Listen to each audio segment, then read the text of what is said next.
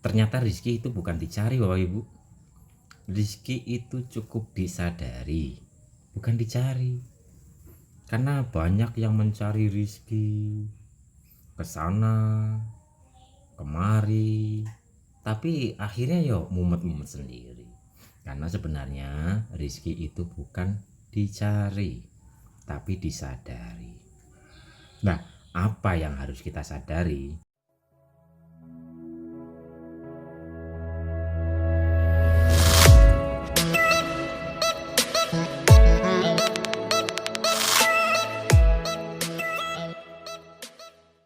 Ternyata rizki itu bukan dicari, Bapak Ibu. Rizki itu cukup disadari, bukan dicari. Karena banyak yang mencari rizki ke sana kemari, tapi akhirnya yo mumet-mumet sendiri. Karena sebenarnya rizki itu bukan dicari, tapi disadari. Nah, apa yang harus kita sadari?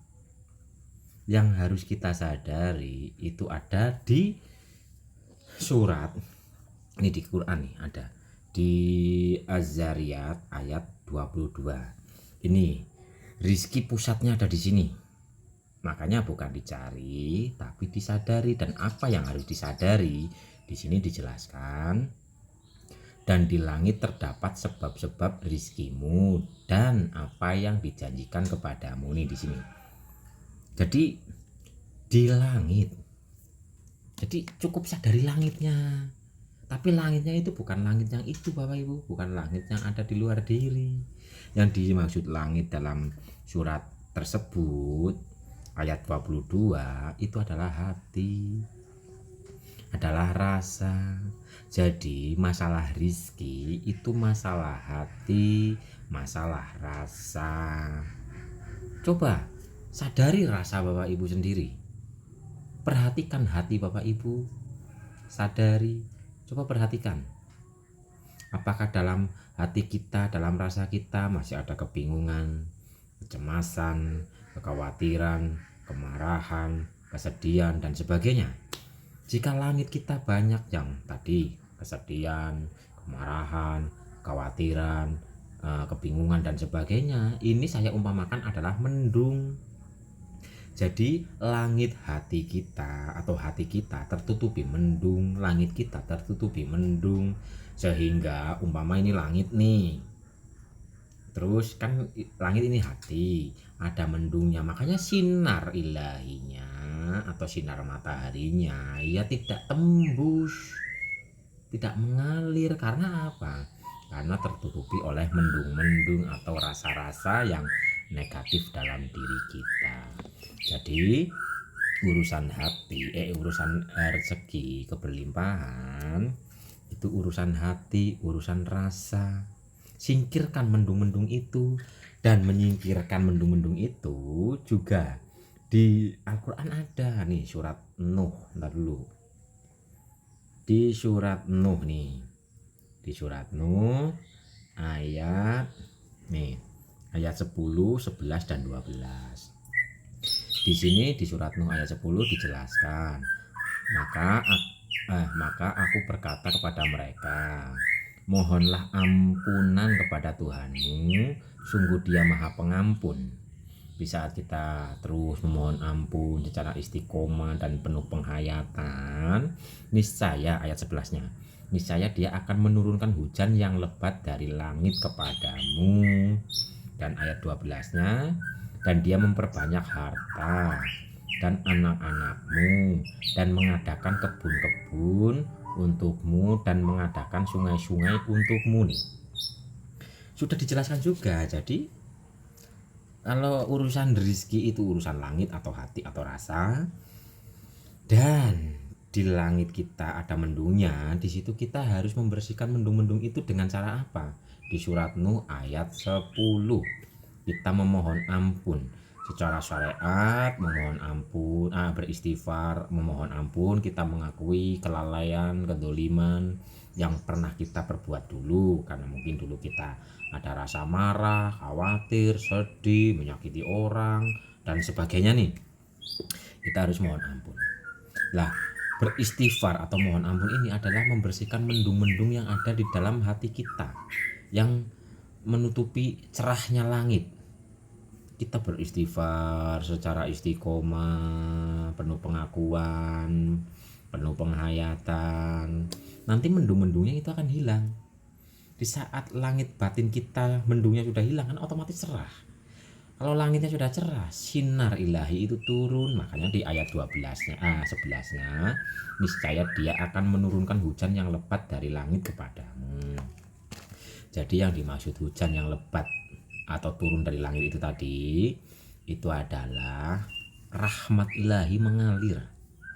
Di saat kita sudah memohon ampun, membersihkan hati kita, maka mendungnya hilang, air yang lebat turun dari langit atau cahaya rahmat, energi rahmat, rahmat ilahi itu mengalir ke jiwa raga kita, membersihkan endapan-endapan energi, membersihkan hambatan-hambatan energi, melapangkan dada kita, melapangkan rasa kita.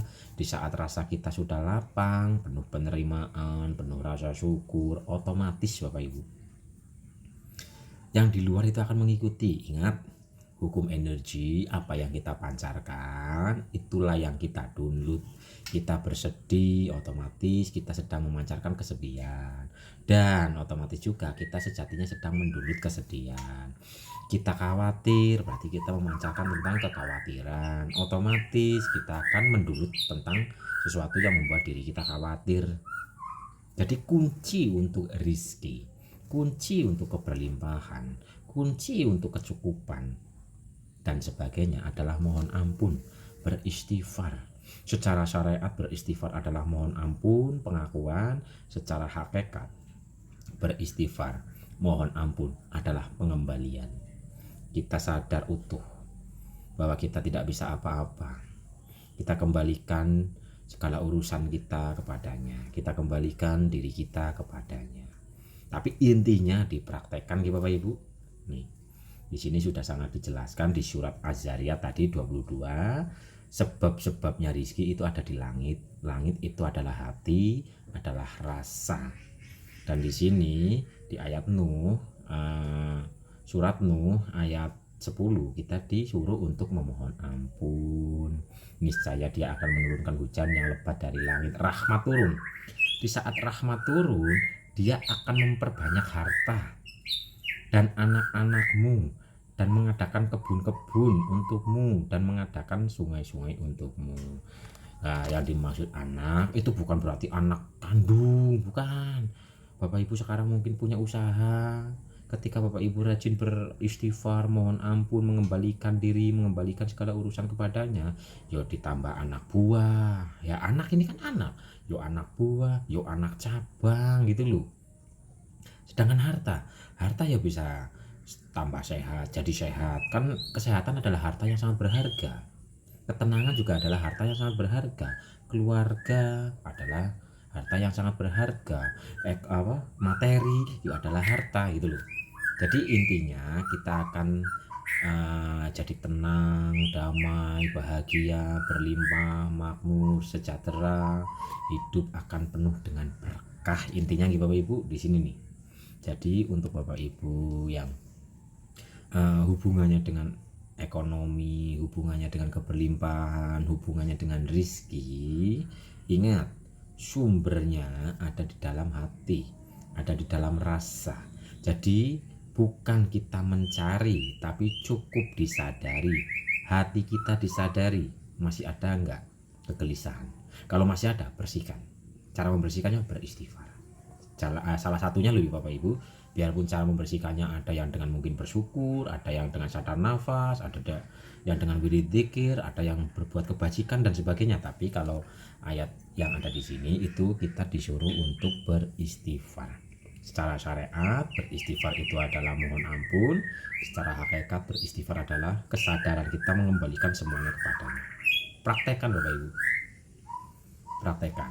praktekkan secara rutin, istiqomah, penuh dengan kesadaran, pengakuan, penghayatan. Nanti langit kita akan cerah. Nanti hati kita yang sempit akan lapang. Nanti ekonomi yang mungkin seolah-olah seret akan dilancarkan dan sebagainya.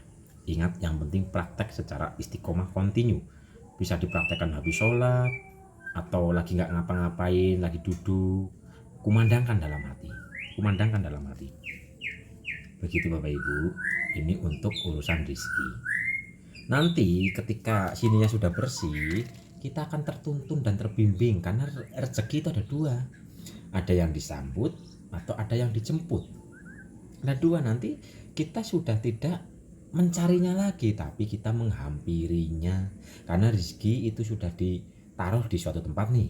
Asal kita terus membersihkan hati kita, maka kita akan ada dorongan, tuntunan agar kita mendatangi suatu tempat itu. Mungkin kita nanti akan datang kemana nih, karena ada gerakan dari dalam, sehingga di sana mendapatkan pekerjaan, sehingga di sana nanti akan bekerja. Ya, itu termasuk sedang menjemput rezeki. Jadi rezeki ada dua, ada dijemput atau disambut, ada tajrid atau ada asbab.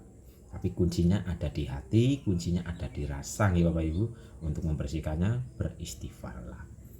Kumandangkan hati kita, astagfirullahaladzim, astagfirullahaladzim, tapi dihayati.